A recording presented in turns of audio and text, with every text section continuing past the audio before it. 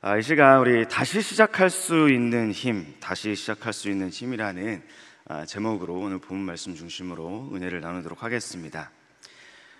지난 2022 베이징 동계올림픽에서 우리 대한민국에 처음으로 금메달 소식을 전한 선수 기억하시죠?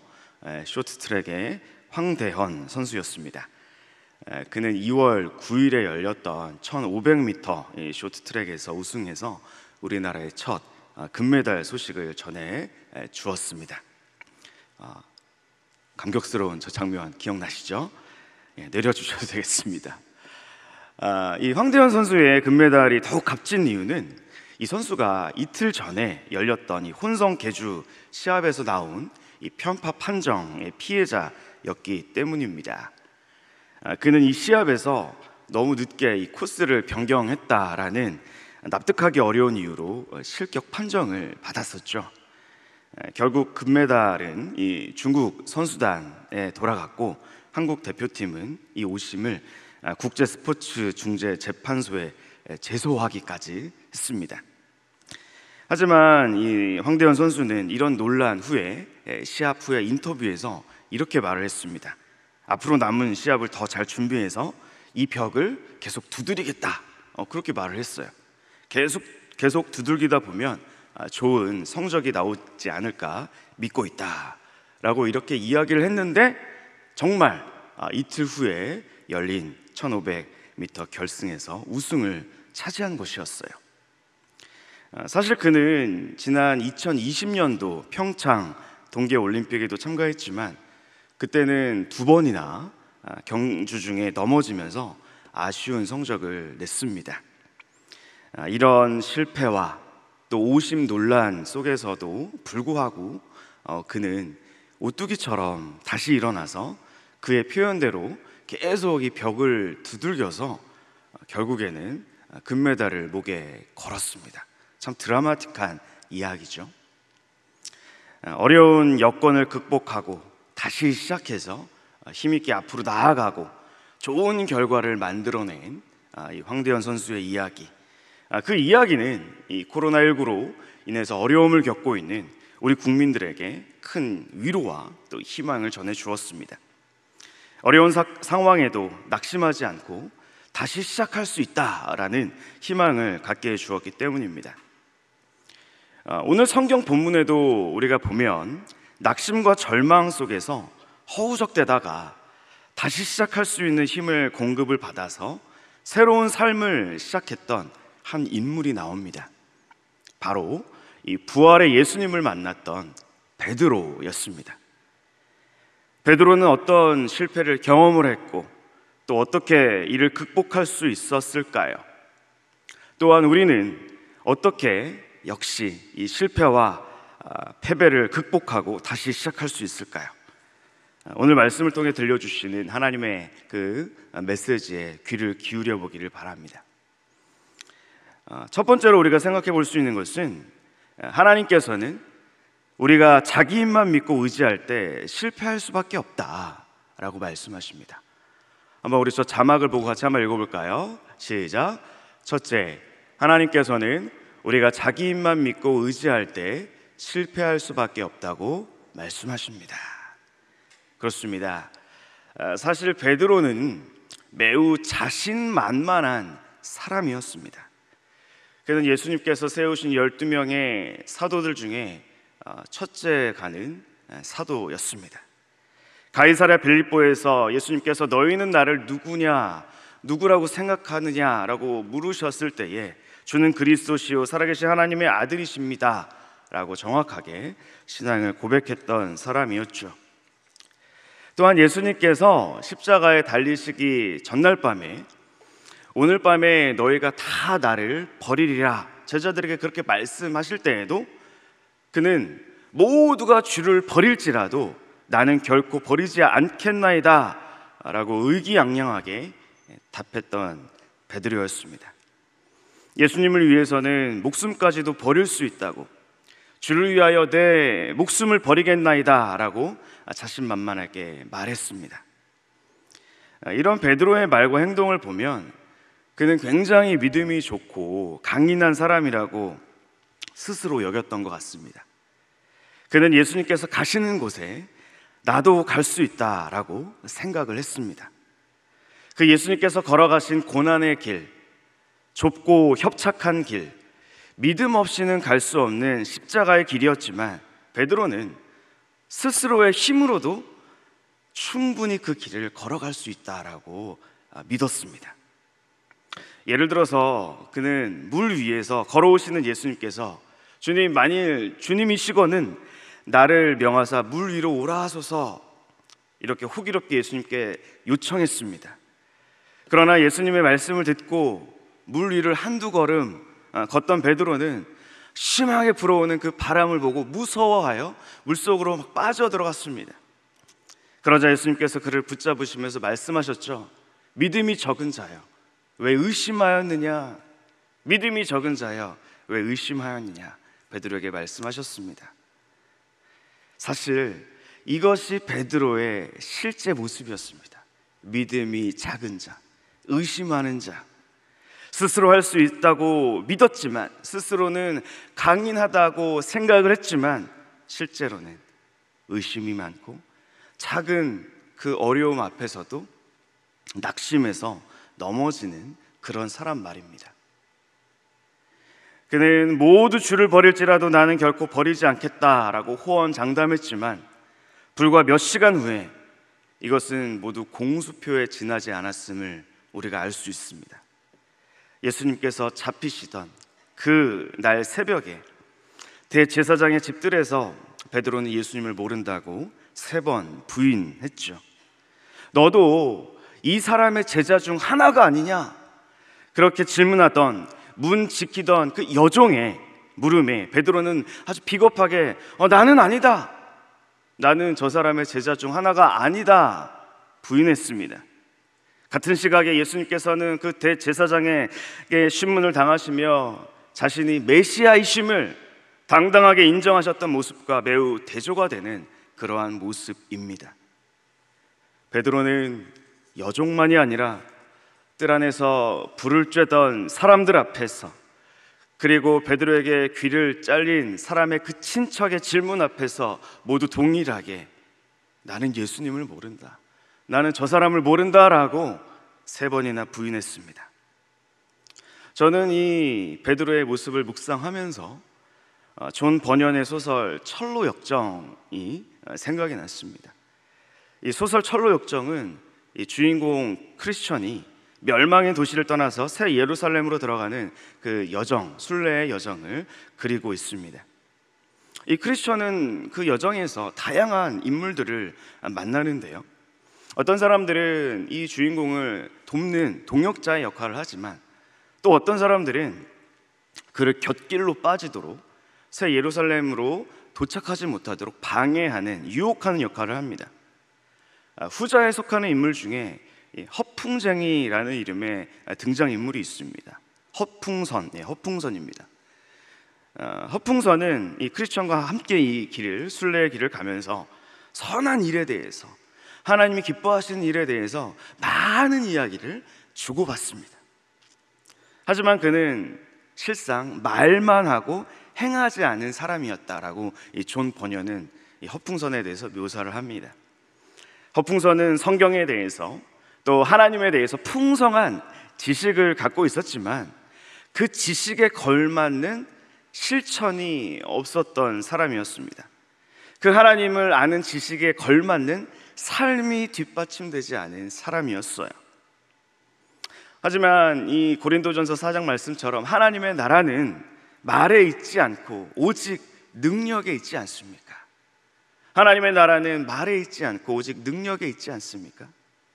하지만 허풍선은 오직 허풍만을 늘어놓을 뿐 실제 그의 삶은 지옥과 같았다라고 저자는 그를 묘사합니다.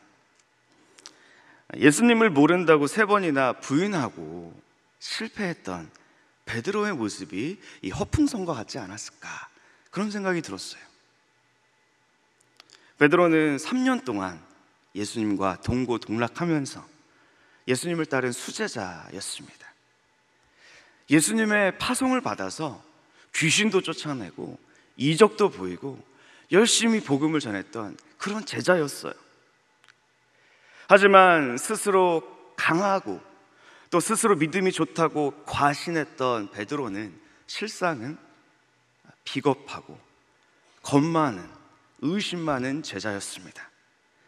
아주 말만 잘했지 그 순환의 밤에 예수님을 버리고 도망갔던 그런 사람이었습니다. 그리고 저는 이 허풍선을 보면서 또 베드로의 이런 비겁한 모습을 보면서 실상 이 모습이 나의 모습과 같구나, 이 베드로의 모습이 우리와 같구나라는 그러한 좀 자기 성찰을 하게 되었어요. 좀 돌아보게 되었어요. 베드로나 나나 지금 크게 다르지 않구나라는 생각을 하게 되었어요. 우리 역시 시험이 찾아오기 전에는 뭐 나 정도면 하나님을 열심히 예배하고 봉사도 열심히 하고 나름대로 열심히 힘써서 봉헌 생활도 하고 이웃도 좀 돌아보고 좋은 생각, 착한 생각을 하는, 죄를 멀리하는 좀 괜찮은 주님의 제자가 아닌가, 그렇게 우리가 생각을 할 수가 쉽습니다. 그런데 시험과 환난이 찾아오면 우리 믿음의 민낯이 바로 드러나죠. 우리 통장 잔고에 잔고가 비어갈 때 우리의 마음은 불안해집니다. 이웃의 작은 그 비난의 말, 비판의 말이 들려오면 쉽게 시험이 듭니다. 남을 미워하기가 쉽고 또 음란한 마음을 갖기가 쉽고 또 하나님이 말씀하시는 그 말씀대로 순종하기보다는 나의 욕정에 따라서 살아갈 때가 많습니다. 또한 우리는 이 코로나19를 통해서 또 우리의 믿음을 많이 좀 돌아보지 않았습니까? 온라인 예배의 편안함에 이 적응이 돼서 은혜를 향한 그 갈급함, 또 우리 영혼의 그 거룩함의 힘을 많이 잃어버리진 않았습니까? 성도와 이 교제의 끈이 끊어지니, 약해지니 이 영적인 고독사의 위험에도 빠지고 우울감을 떨쳐내기가 쉽지가 않습니다. 이 코로나19라는 시험이 우리 믿음의 현 주소를 드러낸 것이죠. 이렇게 우리는 나의 힘을 믿고 내 힘을 의지할 때 실패할 수밖에 없음을 항상 기억해야 합니다. 그래야 주님이 주시는 반전의 은혜를 기대할 수 있기 때문입니다. 두 번째로 오늘 본문을 통해 주시는 메시지는 이것입니다. 바로 주님은 우리에게 다시 시작할 수 있는 힘을 주신다는 것입니다. 우리 자막을 보고 같이 한번 읽어볼까요? 시작. 둘째, 주님은 우리에게 다시 시작할 수 있는 힘을 주십니다. 그렇습니다. 오늘 본문 말씀을 보면 예수님께서는 두 가지를 통해 베드로에게 다시 시작할 수 있는 힘을 주십니다. 먼저는 관계의 회복을 통해서, 사랑의 회복을 통해서 베드로에게 다시 시작할 수 있는 힘을 주시죠. 주님은 베드로에게 3번이나 연거푸 물으십니다. 베드로야, 네가 이 사람들보다 나를 더 사랑하느냐? 베드로야, 네가 나를 사랑하느냐? 요한의 아들 시몬아, 네가 나를 사랑하느냐? 왜 주님은 이렇게 3번이나 물으셨을까요? 아마도 예수님이 그 잡히셨던 날 그 밤에, 그 새벽에 예수님을 모른다고 부인했던 그 베드로의 실수를 만회시켜 주시려고 그랬던 것으로 보입니다. 예수님을 3번 부인했던 베드로에게 3번 연거푸 네가 나를 사랑하느냐? 라고 물으시면서 과거의 그 베드로의 실수를 다시 상기시키시고 자신이 부인했던 그 사실을 뒤집고 예수님을 향한 그 사랑을 3번 재확인시켜 주신 것이죠. 이렇게 주님은 베드로에게 회개의 기회를 주십니다. 그와의 관계를 다시 복원시키십니다. 또한 주님은 그 관계, 사랑의 회복뿐만이 아니라 사명의 회복을 베드로에게 허락해 주십니다. 사명의 회복을 통해서 다시 시작할 수 있는 힘을 그에게 주십니다. 네가 나를 사랑하느냐? 라는 그 질문에 베드로는 예 주님, 제가 주님을 사랑하는 줄을 주님께서 아십니다. 예 주님, 제가 주님을 정말 사랑합니다. 주님 아시지 않습니까? 그렇게 대답을 합니다. 그래서 주님은 그에게 다시 이렇게 말씀하시죠. 그래, 그렇다면 이제 내 양을 먹이라. 그래, 그렇다면 이제 앞으로 내 양을 치라. 이렇게 말씀하십니다. 여기서 내 양을 먹이라, 내 양을 치라는 말은 이끌다, 인도하다, 다스린다 라는 의미입니다. 그래서 주님의 양을 앞으로 잘 목양하는 목양자로서의 사명을 그에게 다시 회복시켜 주고 계시는 것이죠. 이전에 베드로가 나는 스스로 아주 강한 사람이야, 나는 아주 믿음이 좋은 사람이야, 나는 내 힘으로 예수님이 걸어가신 그 길 걸어갈 수 있어 라고 스스로 믿고 스스로 착각에 빠져 있을 때, 그때 주님은 내가 가는 곳에 네가 지금은 따라올 수 없으나 후에는 따라오리라, 요한복음 13장에서 그렇게 말씀하셨죠. 베드로는 그때 아니라고, 나는 내 목숨을 버리기까지 주님을 따라갈 수 있다고 맹세했지만 주님은 닭 울기 전에 네가 3번 나를 부인할 거야, 그때 그렇게 주님 말씀하셨습니다. 결국 그는 쓰디쓴 실패를 경험했죠. 그리고 부활의 주님께서 시간이 많이 흐르고 많은 사건이 있은 후에 부활의 주님께서 그 실패의 자리에 넘어져 있는 베드로를 찾아가셨어요. 그리고 주님과의 관계를, 주님과의 사랑을, 그리고 그 사명을 회복시켜 주시고 내 양을 먹이라, 내 양을 치라 말씀하십니다.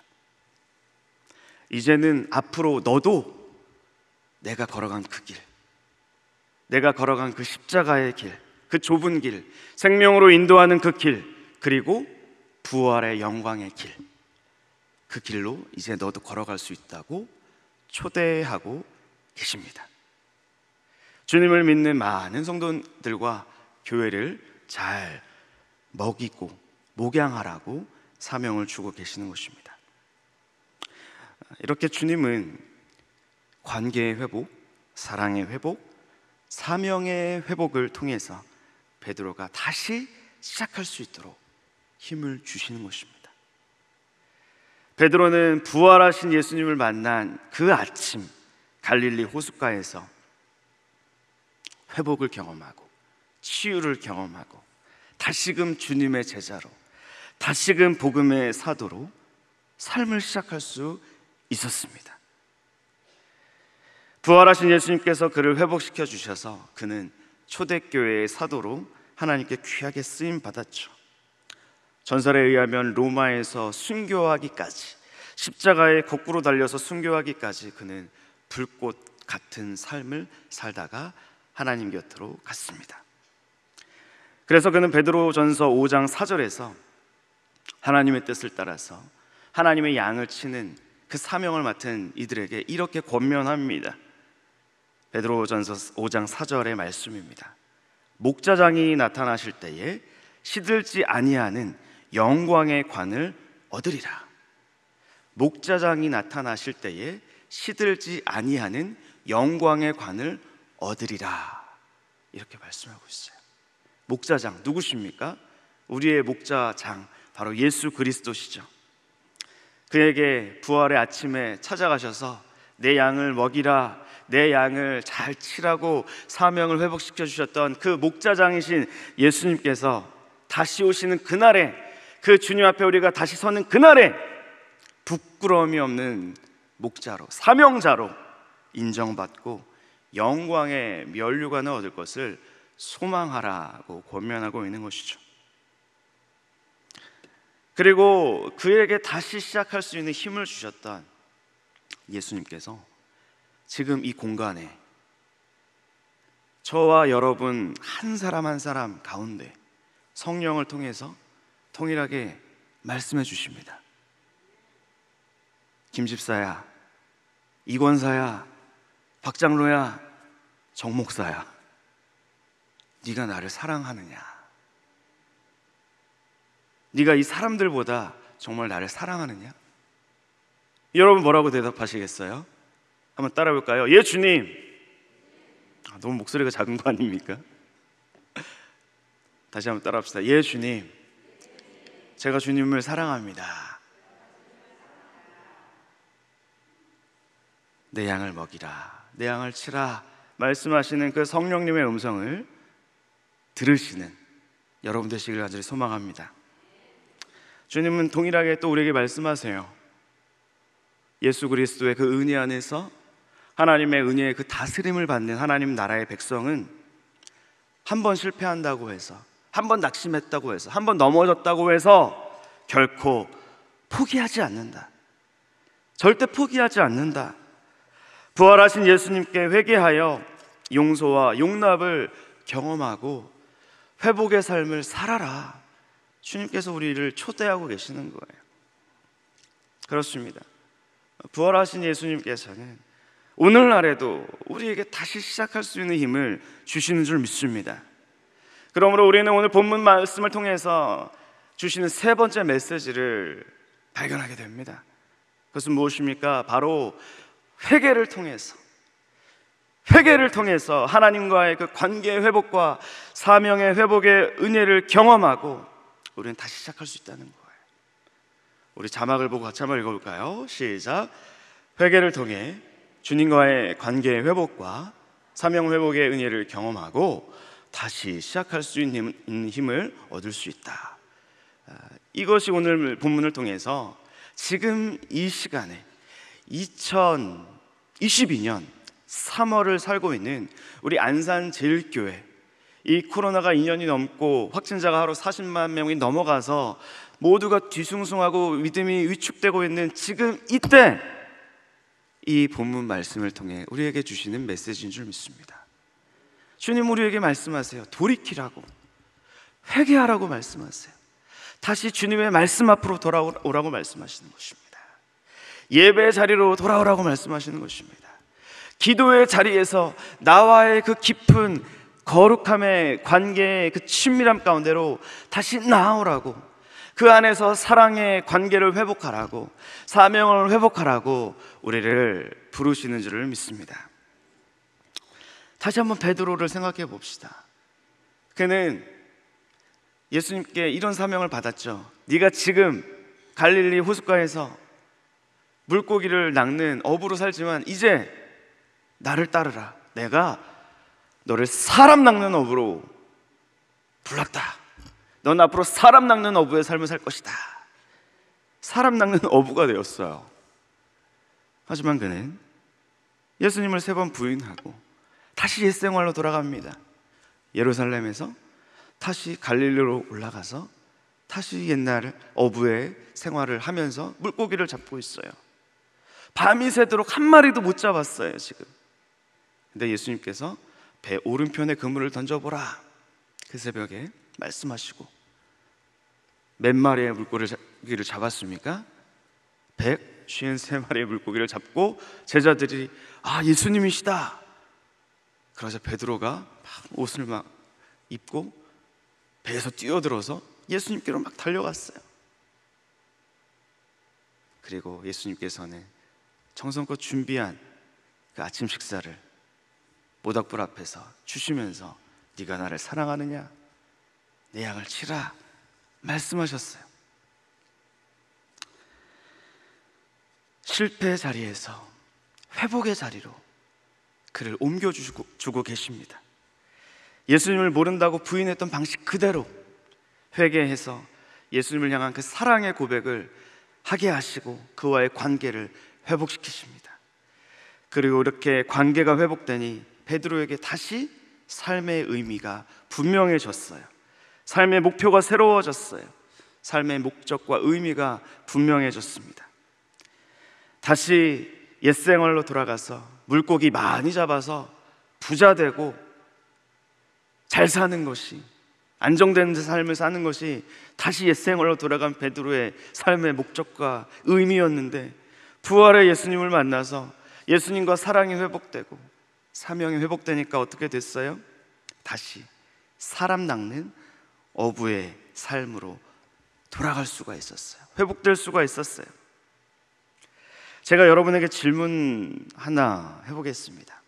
여러분, 요즘같이 이 말세에 정말 모든 것들이 흔들리는 것처럼 보이고 정말 너무나 당연하게 여겼던 것이 다 지금 흔들리는 것 같이 혼란스러운 이 시기에, 이 말세에 죄가 가득하고 사람들이 악한 행실로 무고한 자들의 눈에서 눈물과 탄식과 한숨이 가득한 이 시기에 우리가 한 가지 소망을 발견할 수 있다면 어디에서 소망을 발견할 수 있을까요?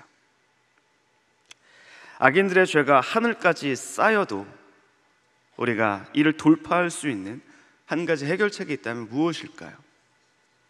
주님께서 우리가 죄가 태산같이 높고 바다같이 죄가 많을지라도 이 죄를 해결할 수 있는 한 가지 길을 우리 주님께서 보여주셨어요. 그 해결책은 바로 회개입니다. 한번 따라해 볼까요? 회개하고 돌이킬 때 거기서 회복의 희망이 싹 트는 줄 믿으시기 바랍니다. 왜입니까? 우리가 회개할 때 예수님께서 그 십자가로 우리 뒤를 든든히 받쳐주고 계시기 때문입니다.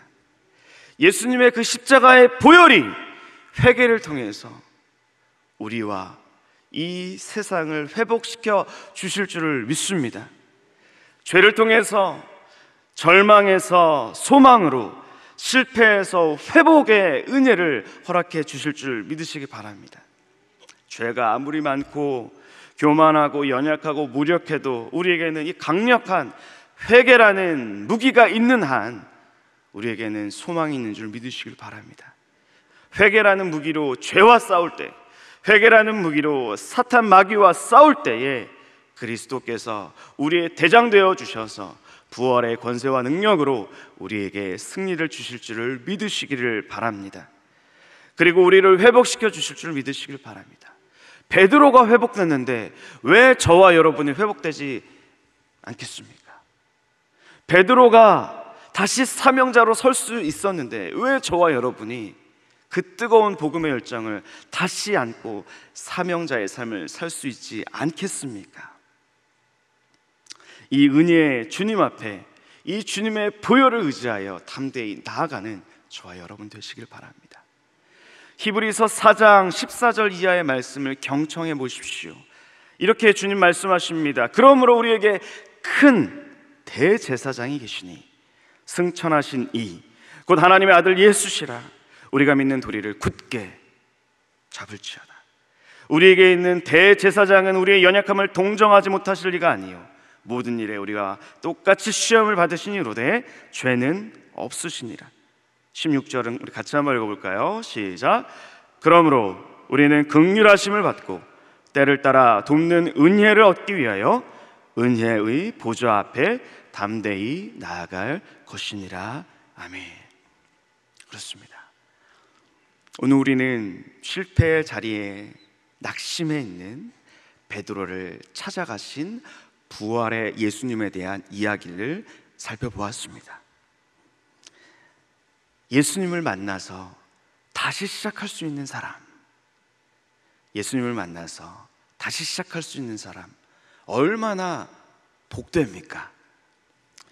성경에 보면 하나님을 떠나 실패했지만 회개하고 돌이켜서 하나님의 은혜를 힘입어 하나님과의 관계가 회복되고 사명의 삶을 살았던 많은 사람들이 나옵니다. 아브라함은 아내 사라를 누이라고 속였다가 궁지에 몰렸지만 하나님의 기적 같은 도우심으로 다시 시작할 수 있었습니다. 모세는 바로의 신하를 살해하고 40년간 광야에서 홀로 지냈지만 하나님의 부르심을 받고 다시 시작할 수 있었습니다. 다윗은 살인과 간음죄를 지었으나 통렬한 회개와 하나님의 용서를 힘입어서 다시 시작할 수 있었습니다. 사도 바울은 스데반을 죽인 일에 앞장섰지만 다메섹 도상에서 빛 가운데에서 그를 부르시는 예수님을 만난 후에 다시 시작할 수 있었습니다. 교회의 역사에도 마찬가지입니다. 어거스틴은 쾌락과 만이교회의 거짓 가르침에 자신의 모든 청춘을 허비했지만 그를 부르시는 로마서 13장 13, 14절의 말씀을 펴서 읽고 주님께로 회개하고 다시 시작할 수 있었습니다.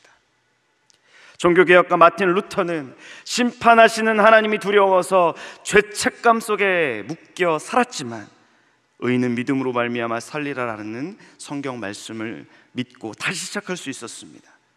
이렇게 하나님의 은혜로 다시 시작하는 사람들은 참으로 복됩니다.